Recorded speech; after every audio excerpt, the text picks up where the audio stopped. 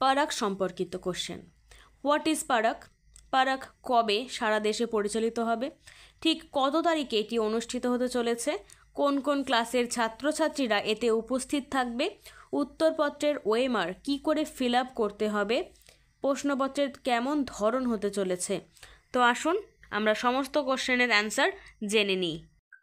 পারাক হলো একটি কেন্দ্রীয় সরকার দ্বারা পরিচালিত সংস্থা, যেটা 2024 সালের 4 ডিসেম্বর সমগ্র ভারতবর্ষে পরিচালিত হতে চলেছে, যেখানে সমগ্র ভারতবর্ষ থেকে প্রায় 23 লক্ষ ছাত্রছাত্রী এই সংস্থা বা পারাকে অংশগ্রহণ করতে চলেছে।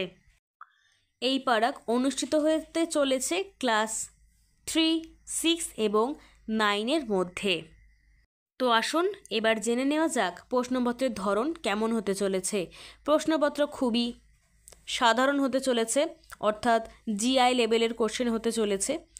তো যারা যারা খুবই সহজ লেভেলের একটা কোশ্চেন কিন্তু এখানে হতে চলেছে। এবার আমরা ওএমআর কী করে ফিল আপ করতে হবে আসুন জেনে নেই।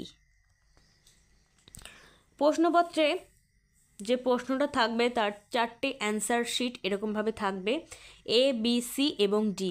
আসুন এবার জেনে নেওয়া যাক আপনাদের অ্যান্সারটা ঠিক কী করে আপনারা লিখবেন। ধরো আপনার অ্যান্সারটা হয়েছে অপশন বি, তো আপনি কি করে ওএমআর ফিল আপ করবেন এগুলোকে বলা হয় একটা একটা ওএমআর, ঠিক আছে?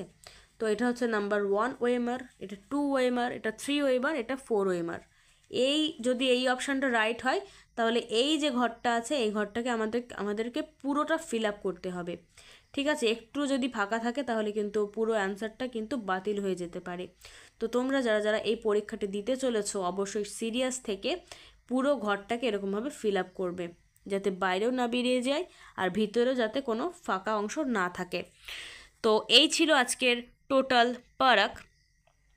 এই পারাক সম্পর্কিত আরও প্রশ্ন তোমাদের মনে থাকলে অবশ্যই কমেন্টে লেখো, আমি তার উপরে একটা ভিডিও আনার চেষ্টা করব। যারা এখনও চ্যানেলটাকে সাবস্ক্রাইব করোনি অবশ্যই সাবস্ক্রাইব করে দিও এবং পাশে থাকা বেল আইকনটিকে অবশ্যই কিন্তু ক্লিক করে দিও।